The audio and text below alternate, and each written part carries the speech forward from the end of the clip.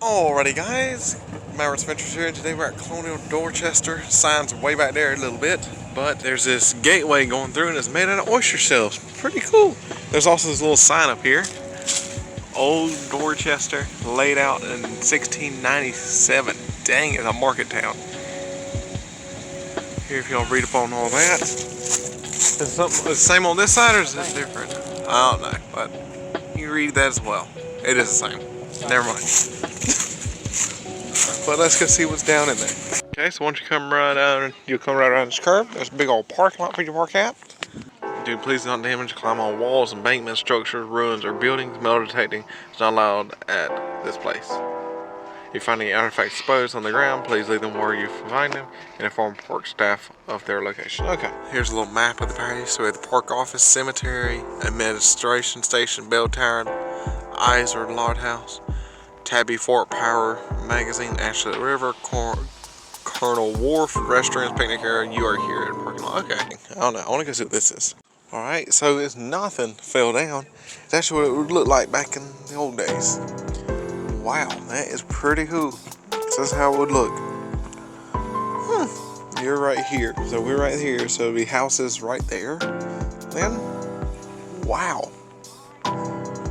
That is so cool. Alright, so here is the loading zone. The Ashlet River served as a highway connecting Charleston and Dorchester. Vessels brought manufacturing goods, laid people from the colonial capital on the coast. They also carried bundles of deerskin, barrels, rice, and stuff like that downstream. Okay, so you read up on all that if you want to. Okay, pretty cool. The remnants of two wharves are still visible at low tide. Oh, okay. Here's a little map of the area, I guess, back then. And this is what it would look like back in the day. I mean, I guess it could have. I don't know. Alright, so here is the wharf. And here's actually the two remnants, so I was wrong. Yep, it's right up under this big old tree right here. Wow, I didn't think. It's just hard to imagine that boats would be pulling up here, dropping off goods and stuff. Alright, so we're on top of this hill over here. But that's not all on top of this hill. We have the fort made out of pretty thick walls, actually, must admit. But looks like it's made out of shells once again. So weird how they use shells and stuff like that back then. Help us reserve this historic landmark. Do not climb or disturb the fort walls. It looks like shells and stuff. Huh. So there was a little building in the middle as well at one point. So here's the lookout from over here.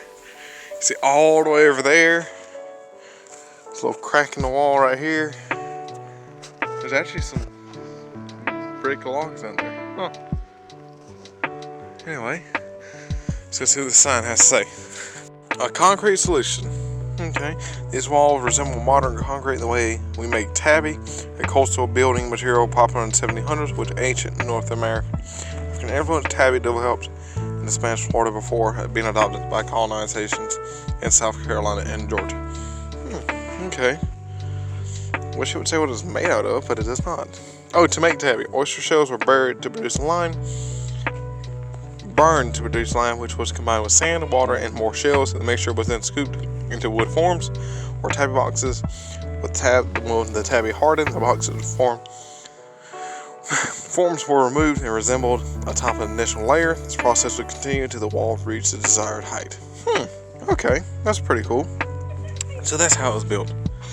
Very decently. Pretty cool. So it's just like kept on layers until it was built up to the very top. Alright. Oh, there's another one. I probably should have came this way instead of going the other way. Let's see what's over here. Designed for defense. Yep. So until 1757 colonization in South Carolina, only used gunpowder storehouse or powder magazines was in Charleston.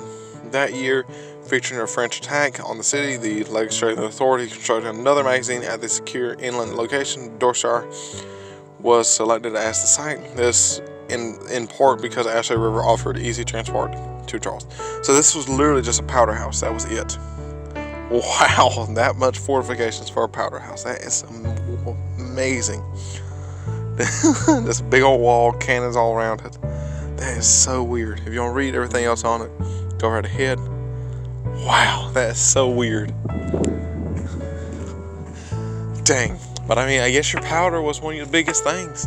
he didn't want that to get raided or blown up or anything like that, so I guess so. Wow, though. Okay, clues of wealth. Wealth and prestige are often displayed in our homes and property. This outline represents a Georgian home that once sat on lot 17 and 18. Okay, so here's a wine bottle that they excavated from the area, and here's what the house would look like. And actually, they have like the layout of the house, just not like the house itself. So this is what the house would look like and how big it would be. Well, just how big the house would be. Okay. And the layout of the house, I guess, like different locations in the house. Pretty cool. I think this is, no, there's a little indentation on one side, supposed to be, but I guess not. I guess this was the hallway right through the middle, I guess. Pretty cool, pretty cool. Pretty cool how they have this out here. It seems like they're excavating something over here. They got it covered up and ready to go. They got a little sand, I think this is what this is. Let's see what's over here. They got a little wire mesh over here. No, they don't. They do over here though, so they got something to sift out. See if there's anything there. They sifted through a lot so far. They've been digging little holes here and there, but trying to excavate something. Well, here's a little bench you sit on if you make it all the way out here, but we're finally at the bell tower at the church. Just holy crap. Like the Daddy sort of said, I wonder if they had all the bricks already made, or if they made them as they went. But there's some graves out here. I cannot read it at all.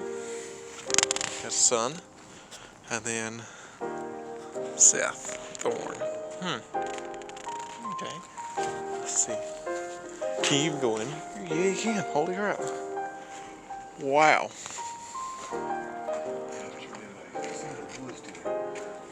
What's the holy crap?